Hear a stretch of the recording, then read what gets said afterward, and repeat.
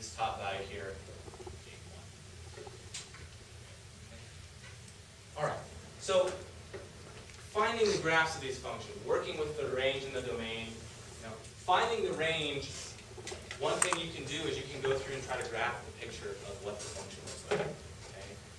In finding what the graph looks like, one technique that you can use is you can go through tables like this. You can use tables like this to plot points and then just smoothly connect the points together to get a very nice picture that comes out, hopefully, in our case, looking like what the original graph is supposed to look like. Okay. Now, there are lots of functions which you should be familiar with, lots of graphs of functions that you should be familiar with, and we'll talk a little bit about some of those here in a few minutes. But let's take a look at some more graphs of functions, and then we'll get to talking about some common ones here in a few minutes.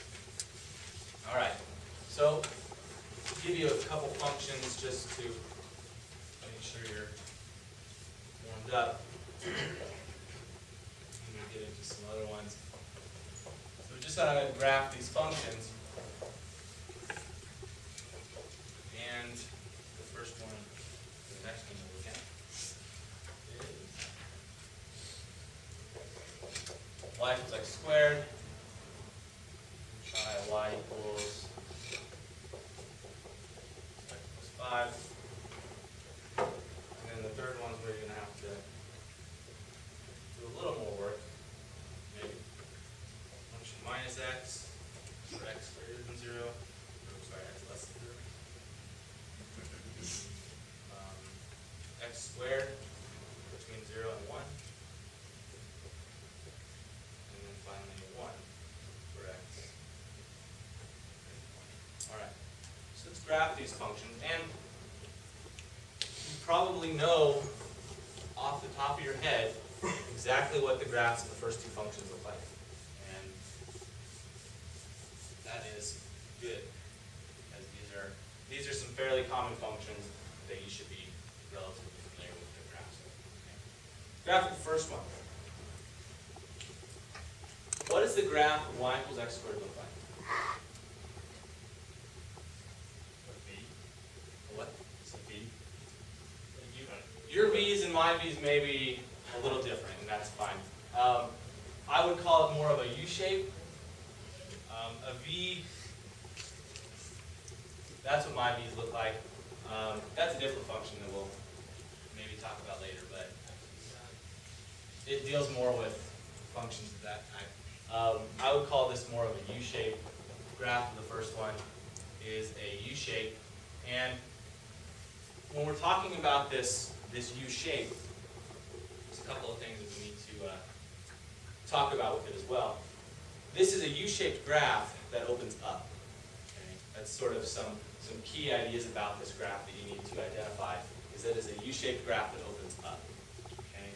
The center, or sorry, the low point, which is called the vertex of this graph shows up at 0, 0. Again, other useful parts about this graph that are important to mention when we're looking at its picture. Okay? So here's the graph of y equals x squared. Again, if you weren't 100% familiar with this graph before, you could plot some points and you can identify that this is in fact what the shape would look like. -2, times 2,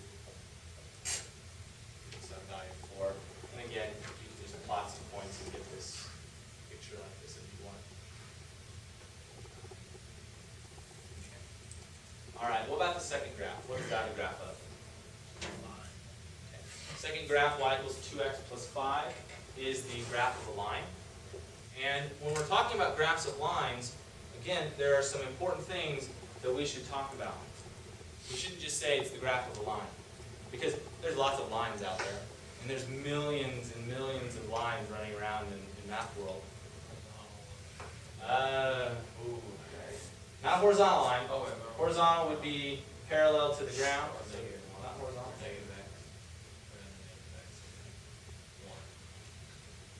Horizontal lines have specific equations, and we'll talk about those later on. This graph, if you look at this graph, what happens with this graph? What's going on with this graph? So just to Okay. features that we can look at with this graph is that this number 2 in front here has a specific role. It has a specific role in what the shape of the line looks like. That 2 out in front there tells us something about what's called the slope. Hopefully that's a familiar term for all of you. The slope of a line. It tells us how fast that line is increasing or decreasing. It tells us something about the slant that that line has. Okay? In this case, the slope is 2.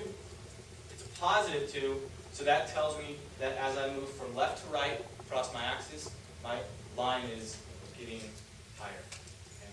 So the graph of this function should look something like that. Okay? All right, now why is it this as opposed to some other line that's increasing? Well, that second number there tells us something too. What does that second number tell us? Okay, it tells us our y-intercept. What's important about the y-intercept is this tells us where this line crosses the y-axis when x equals 0. Okay? That point right there, 0, 5. That's our y-intercept. So that's how we could identify how this line would be graphed on our axis here.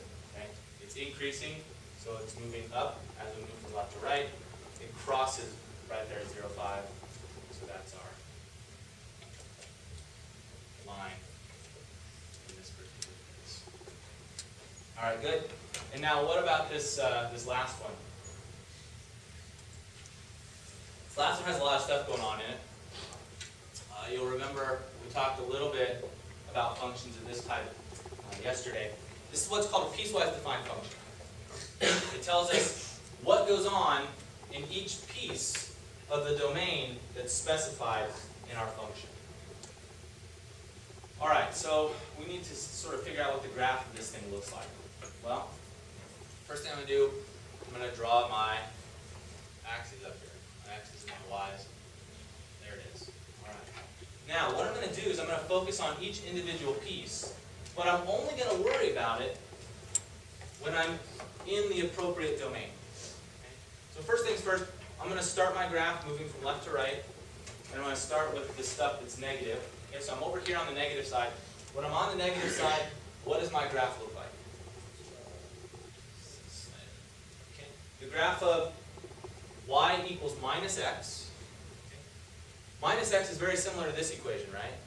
Obviously, it's missing the plus 5 stuff, and the number in front of the x has changed, but all in all, it's the same type of equation as number 2.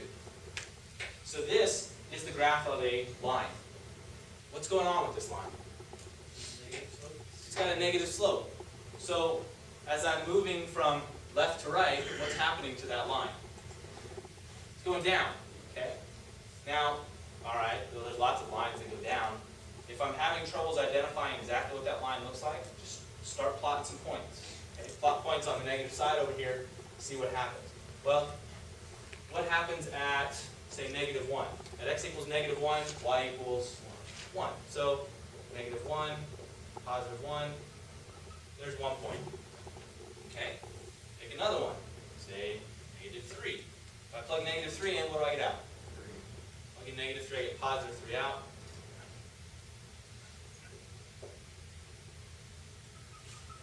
And that's all I need to do. All I need is those 2 points. Those 2 points tell me enough information about what that line looks like. I can stop at those 2 points. And all I have to do now is connect them. And if I connect them, well, I get something that looks like that. Okay? Since this line continues on forever in the negative direction, go ahead and put an arrow at the end to indicate that it continues on in that direction. Okay, so this is more or less what the first part of my graph over there looks like. All right, now I